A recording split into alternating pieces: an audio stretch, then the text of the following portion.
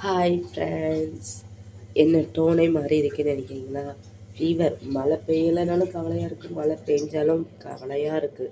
அதில் மார்கழி மாதம் பிறந்துருச்சுன்னு அதுக்கு தனியாக பூஜை பண்ணணும். கோயிலுக்கு போனால் ஆவலில் 3 மணிக்கு எழுந்திரிச்சு எல்லா வேலையும் பார்த்து சாமி கும்பிட போனால் அந்த குளிர் நமக்கு ஆப்போசிட்டாக பிடிக்கவே மாட்டேங்குது, எளிமையாக இருக்குது.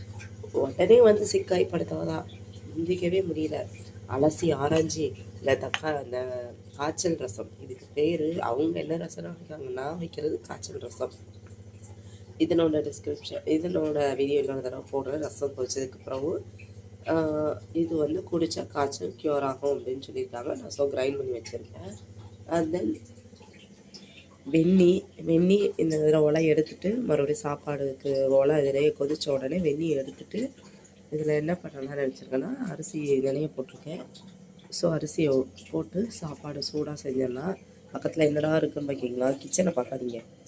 அதிலக்கா ரொம்ப ரேரான பீஸு. அதிலக்கா ரொம்ப ரேட்டு. வில்லேஜ் சைடில் அதிகமாக கிடைக்கக்கூடாது, எம்டி பிளைன்ஸ்லேயும் கிடைக்கும்.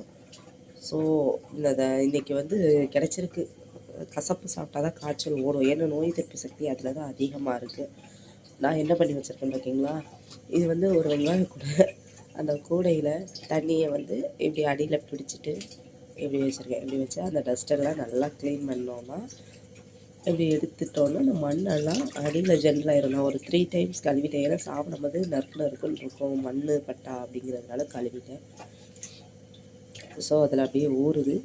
எடுத்து வெங்காயம் மிளகா போடுறவங்க போடுவாங்க, நாங்கள் மிளகாலாம் போட மாட்டோம், உரப்பு அதிகமாக சேர்க்க மாட்டோம். ஸோ இந்த ப்ராசஸையும் செய்யணும்னு வச்சுருக்கேன். ஸோ சோறு ரசம் அதெல்லாம் சாப்பிடணும். மணி 12:30 கடகடன்னு செய்யணும்.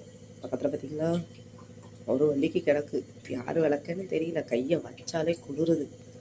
நான் தான் விளக்குறோம், வேறு வழி இல்லை. ஸோ இப்போ தான் எந்திரிச்சேன், 12:30 ஆயிடுச்சு. மதியம் விளக்கிறோம். நம்ம புருஷ் வந்துடுவார். ஸோ அவருக்கு சீக்கிரமாக சாப்பாடு செய்யணும் இல்லையா? எல்லாத்தையும் மந்திரகாளி இப்படி போடுறதுக்குள்ளே விளக்கி பிடிப்போம். விளக்கிட்டு காமிக்கும். ஹாய், வேலையெல்லாம் முடிச்சாச்சு. பாத்திரம் ஒதுங்கியாச்சு. இப்போ சாப்பாடு போட்டுருமா? சுட சாதம் நல்லா நினைய வச்சு பொங்குறதுனால சாப்பாடு ரொம்ப, அதுவும் ரசத்துக்கு செம்மையாக இருக்கும். ஏன்னா குழம்பு வேணுங்கிறதுனால நல்லா அது ரசம் எல்லாம் ரெடி. எல்லாம் நீட்டாக எடுத்து வச்சு கிச்சனையும் க்ளீன் பண்ணியாச்சு. இது வடை தண்ணி. என்னோடய வீடியோ பிடிச்சிருந்தால் லைக் பண்ணுங்கள்.